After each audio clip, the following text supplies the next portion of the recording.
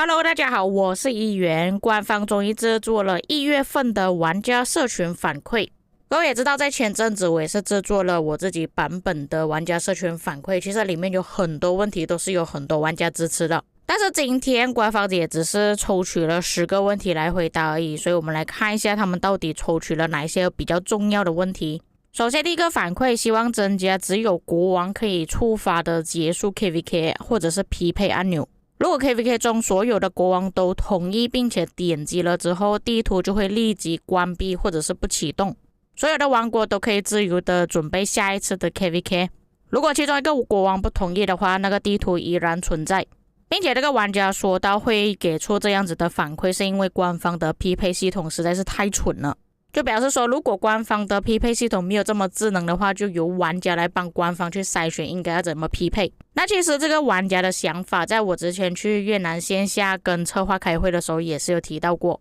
不过当时候策划给我的答复是否决的。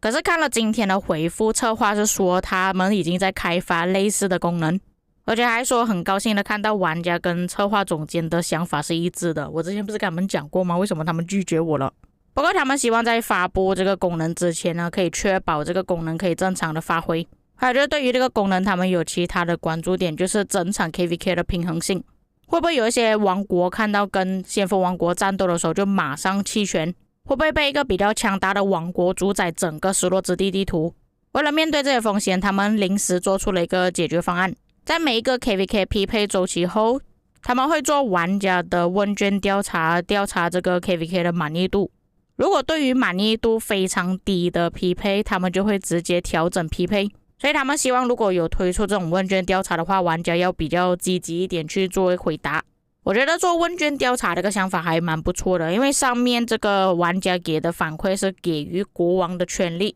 让国王去决定说到底要不要打。但是策划的想法是询问所有的玩家，所以我觉得还可以接受。因为你们看这个玩家给出的反馈是说到，假设说其中一个王国的国王不同意的话， KVK 就要进行。那假设说有一些很强大的王国，他就是要死跟你打，他就是不同意取消，那么结果还是不会改变的，你依然还是要进行这样子的 KVK。 所以我觉得做玩家调查问卷，假设有大量的玩家都不是很满意这一次的匹配的话，直接取消会比较合理一点。那你们觉得如果推出了这个方法之后，匹配的效果会不会比较好呢？可以在评论区给我知道。下一个反馈其实在很早之前就已经有跟官方讲过了，就是希望官方可以让我们集结野蛮人城寨的时候，开集结的时间只是需要等待2-3分钟。因为有时候我们真的只是需要用自己的小号加入而已，可以同时开2个设备，这样子速度会比较快一点。因为5分钟真的有时候会太慢了。那策划的回答是，他们不打算永久开启这个功能，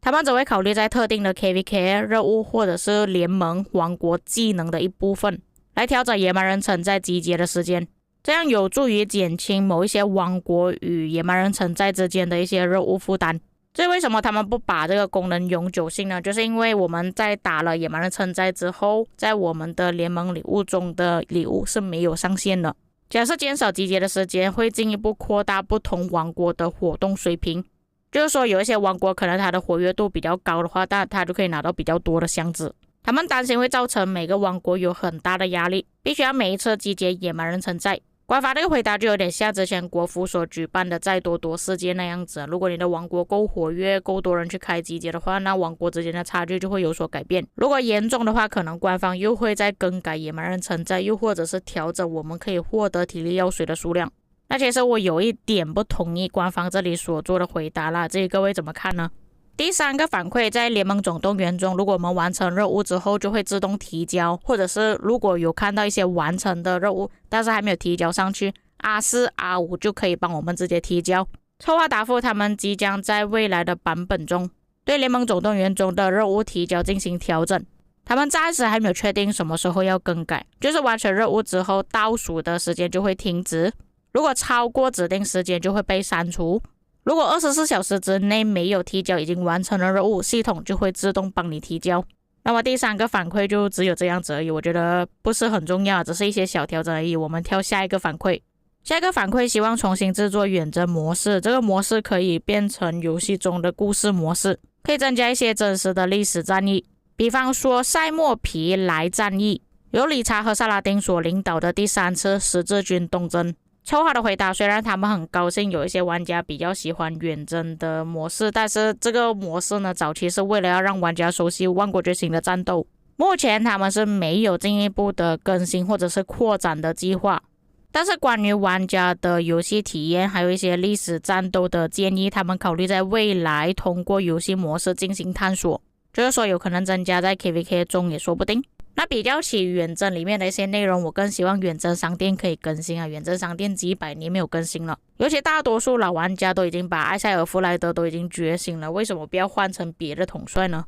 第5个反馈是大多数玩家都想要问的问题，能不能让卡鲁拉克水晶版本提早开放？这么迟开放有什么意义？有很多战斗甚至在卡鲁拉克第4跟第5等级开放之前就已经结束了，根本没有意义。这个问题我已经不知道讲过多少遍了，甚至我之前去开会的时候也是在跟他们讲过一遍。策划的答复，他们将在下一个版本中对于卡鲁拉克进行一些调整。第3等级的卡鲁拉克将会在关卡器开放之前解锁，但是获得的水晶数量会有所减少。在所有难度中，卡鲁拉克所需要挑战的等级将会减少，但是难度保持不变。这个是什么意思？就是说把我们每一次能够挑战的卡鲁拉克30个等级调整成可能25个或者是20个，但是在关卡器之前开放第3等级的卡鲁拉克，这样子调整下来好像跟之前没有调整没有什么差别。那希望不是我理解错误啊，因为我从他这边的答复来看呢，感觉他就是把原本前面2个等级的拉长补短，那有可能是我理解错误啦，希望有一些英文比较厉害的观众可以帮我解答一下，我感觉他这个调整跟没有调整没有什么太大的差别。第6个反馈，希望可以自动摧毁旗帜。那有一些联盟啊，他们的旗帜被断开之后就没有想过再重新建造一个要塞，这样会导致到地图有很多失效的旗帜，会破坏原生王国的地图。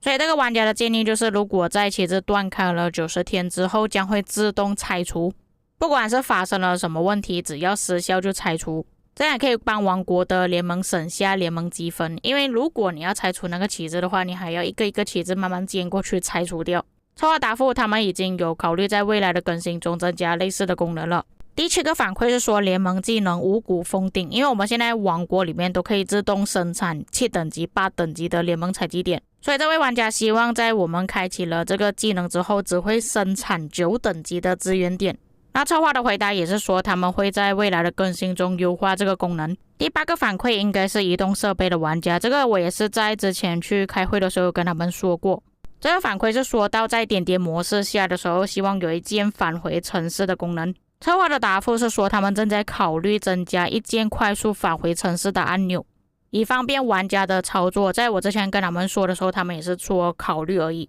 因为如果你是用电脑设备的话，其实你可以用 R 按钮返回城市会快很多。相反的，如果你是移动设备的玩家，你只是往后拉而已。以目前现在拉扯的环境来说，对于移动设备的玩家并不是很好，所以我都已经从移动设备改成电脑设备玩家了。这个确实需要改啊，不然对于移动设备玩家来说很不公平。第9个反馈，是否可以增加一个官方地图规划工具，就好像我们目前拥有的资源还有地图的过滤器、绘画功能，还有王国领土规划分配的功能。这位玩家也希望可以恢复最近更新中删除掉的 KVK 地图坐标搜索功能，以帮助玩家更好的做领土规划。策划答复，目前他们已经在开发一个类似的功能，会在未来的更新添加游戏中。以上就是玩家社群反馈的内容，我觉得大家比较期待的可能就是卡鲁拉克这一区，他的反馈感觉好像并不是这么重要。所以各位在看了今天的影片之后有什么想法，可以在评论区给我知道。我们下个影片再见。